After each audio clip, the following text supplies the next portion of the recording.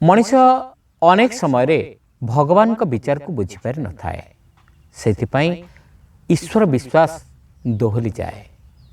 मात्र भगवान विश्वास को आमे जदि निरीक्षण कर देखिबा तेबे जानिबा भगवान केबे भी अविचार करते नहीं।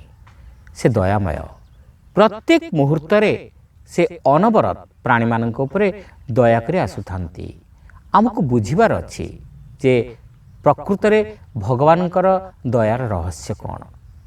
ए प्रसंग रे सुंदर कथाटीए। जड़े व्यवसायी जहाज़ जिनपतर बोझे करी व्यवसाय करने को बाहरले। हठात भीषण झड़ तोफान हैला। तांको जहाज डूबीगला। कौन मते प्राण बंचाई से गोटे द्वीपर जाई लागिले। अजणा द्वीपर तांकर आउ किछि करिवार जू नथिला।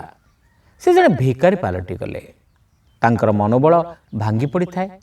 जेहेतु से ईश्वर ऊपर गभीर विश्वास रखिथिले ए दुर्घटना परर घटनाक्रम तांकर ईश्वर विश्वास को चूरमार करदेला। मझिरे मझिरे से आकाश को चाही ईश्वर ऊपर अभिसंपात वर्षण करथांती। धनी बेपारी भिक्षुक हो गला पर गोटे बस्ती रे रहथांती। तांको सहित जे वृद्ध भिक्षुक रहथाए से प्रतिदिन सकाळु गभीर भक्तिर सहित भगवान को प्रार्थना करी भिक्षा मागी बाहर थाए।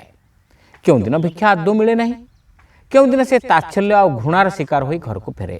किंतु भगवान के प्रति तार विश्वास थाए अतुट।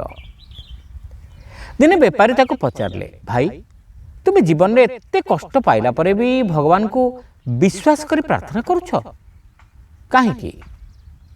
भगवान को कौन मागुछ?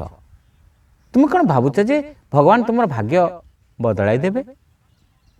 भिक्षुक उत्तर देला, भाई सरल कथाटी विचार कर। आमे भिक्षा करी चलुछे। भिक्षुकर अन्न उपरे दाबी न थाए। से दयार पात्र। एबे तुमे कह भगवान नथिले आमे केमिति खाद्य मुठाए पाई ए पर्यंत बंची आसीछे? लोकंक हृदय रे दया सृष्टि करुछि किए? भगवान आम भली अगणित दरिद्रंक लगी खाद्य जुटाइबार लागिछंती। यह कौन कम बड़ कथा?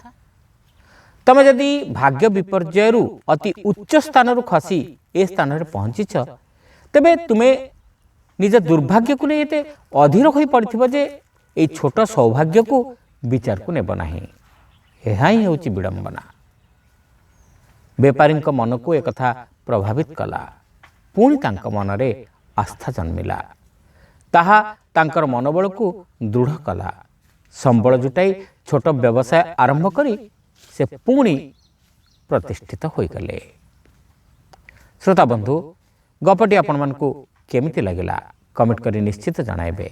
चैनल नुआ होइतले सब्सक्राइब करने को भूलिबे नहीं। रहिलु नमस्कार।